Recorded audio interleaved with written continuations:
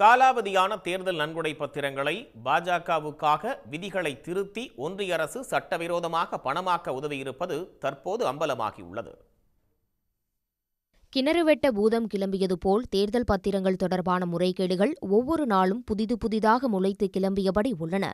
அந்த வகையில் காலாவதியான தேர்தல் பத்திரங்களை கூட சட்டவிரோதமாக ஒன்றிய பாஜக அரசு பணமாக்கி இருப்பதாக பிரபல புலனாய்வு ஊடகங்களில் ஒன்றான ரிப்போர்ட்டர்ஸ் கலெக்டிவ் பரபரப்பு தகவலை வெளியிட்டுள்ளது. தேர்தல் ஆணையம் வெளியிட்டுள்ள தேர்தல் பத்திரங்களை பெறுதல் மற்றும் பணமாக்கல் தொடர்பான புதிய தொகுப்பில் இந்த விவரங்கள் வெளியாகியுள்ளன.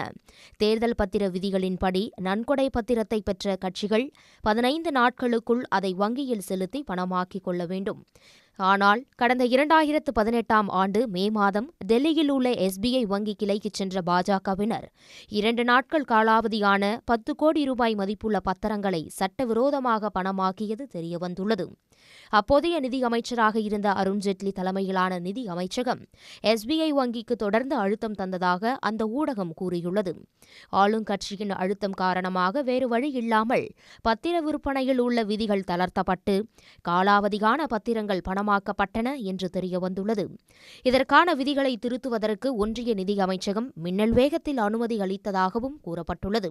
அதாவது 15 நாட்களுக்குள் அந்த பத்திரங்கள் வாங்கியதாக காட்டி திருத்தம் செய்யப்பட்டதாக ரிப்போர்ட்டர்ஸ் கலெக்டிவ் ஊடகம் குற்றம் சாட்டியுள்ளது. உடனுக்குடன் செய்திகளை தெரிந்து கொள்ள சன் நியூஸ் பெல் ஐகானை கிளிக் பண்ணுங்க.